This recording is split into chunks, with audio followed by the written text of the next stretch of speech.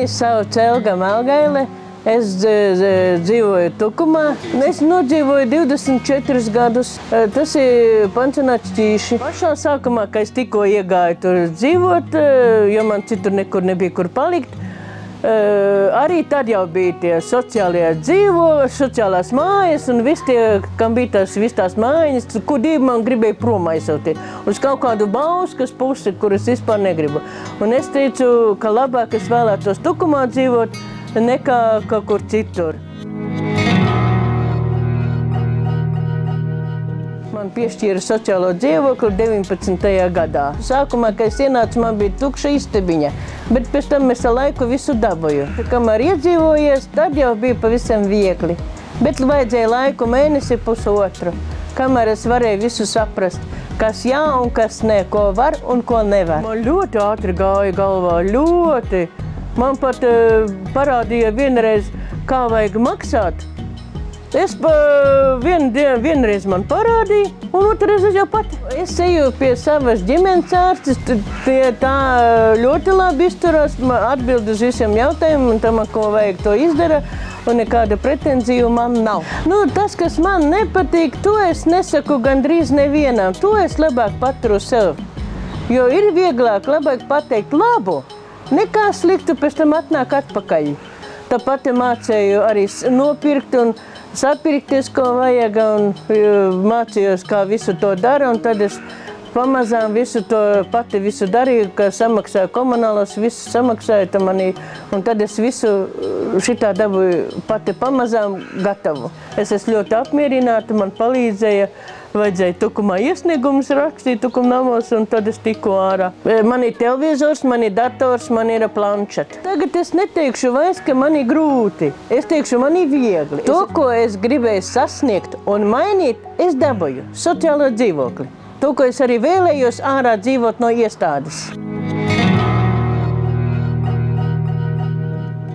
Es jau ceļos 8:30, pēdu brokastis, padzeru kafiju un tad eju uz centru. Kad atnāku no centra, es pirmo, kas paēdinu Maksīti, savu kaķīti četrkājaino Rīžiku. Un tad skatos, bišķi atpūtinu kājas, un tad paskatos televizoru, paskatos, kas jauns internetā, datorā, un tad eju skatīties, ko var uztaisīt vakariņās. Es ādu vai klausos rādio. Un tad paskatos, kas bišķi jauns telefonā, kas tur atkal ir aprakstīts. Draugi mani daudz. Nāk uz manu dzimšanas dienu, uz manu vārdu dienu, un tad mēs kopā pasēžam un vo. Viņi saradās to, ka es sāku iet uz sociālo centru. Un tad pamazītiņam tur es iepazinos. Sākumā, jā, tiešām bija grūti, kamēr jauna ienāca un nebija viegli. Un kamēr ar visiem iepazinos, bet ne ar visiem, es skatos pēc cilvēkiem. Ja man tas cilvēks tīk, es eju. Ja man tas cilvēks netīk, es pagriežos un eju projām.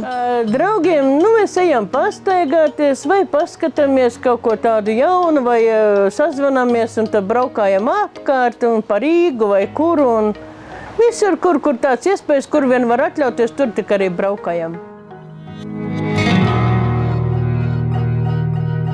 Mani hobija šūt. Mani hobija adīt. Prieka pēc es dziedu viņu, jā. Es tik šitādi varu. Es nenācu šai vietā, savu miegu izgulēt, es nenācu šai vietā, savu miegu izgulēt, rai, rai, rai, ritam, rai, rai, rai, ritam, rai, rai, ralala, tradralala. Jā, mēs koris dziedāsim, mēs tur daudzi cilvēki. Ir ratīnieki, kājnieki, viss kopā. Tā es saku, es eju daros un braucam uz ekskursiju visur, kur es esmu. Šogad es esmu daudzās vietās bijusi.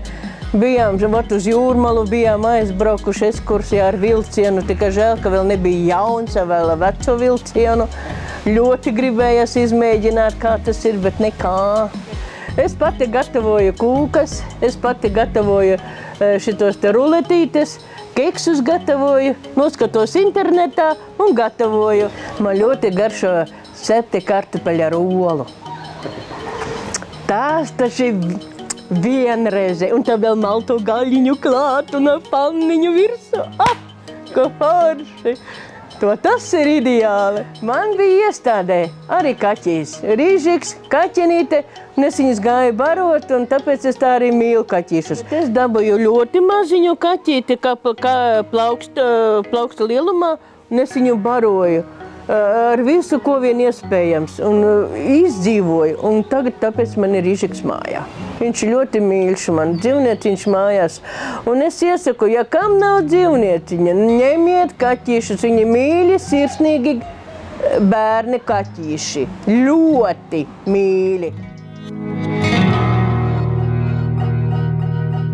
Es esmu apmierināta, kas man ir tagad. Uzlabot man ir jau. Viss, ko es vēlējos, tas bija tiešām tikt ārā. Un par to es vien priecājos.